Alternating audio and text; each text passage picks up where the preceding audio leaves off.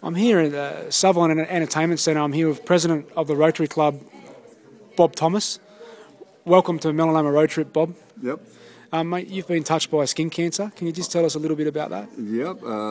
In 1990, I was diagnosed with Merkel cell cancer in my neck, and I was operated on by Professor Chris O'Brien, who we all know and loved at the time, and he took it out.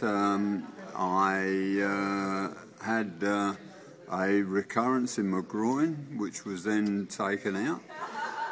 But then 3 months later, I also went and did natural therapies with a GP over in Manly, and 3 months later I did a PET scan, and the PET scan was completely free.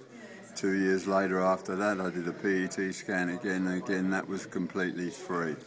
At one stage when I was doing the radiation, which swelled up my mouth, and I was on chemo at the same time, I ended up in hospital with 2 units of blood because my whole body collapsed. But you just fight on, and you've got to believe that everything is going to get better. Subsequent to that, I've had a kidney transplant because I inherited polycystic kidneys from my father, and from the tablets I was on, I ended up with a heart attack and a 5 bypass, which was about 4 or 5 years ago.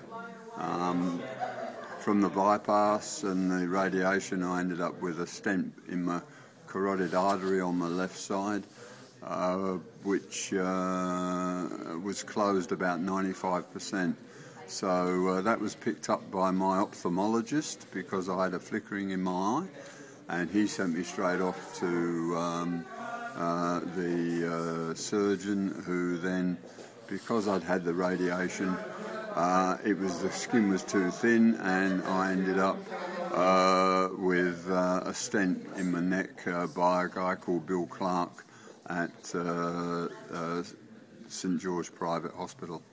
At the moment, touch wood, I'm still going and dodging whoever the maker is up there, who for me is a bad shot and has just been getting me on the outer edge of the ball, but not in the ball at the moment. So I'll keep going and keep plodding away and doing things within Rotary and for the community that we can put things back into and be positive about life. Thanks, Bob. And it just goes to show, you get a bad diagnosis, but it's not all over, and you just continue on, and having a positive mind is a very powerful tool to have, isn't it? Absolutely, yeah. If you can get your mind right. As my father said to me when I was very young, and I don't know whether this was setting me up for anything, because I spent 4 years on dialysis.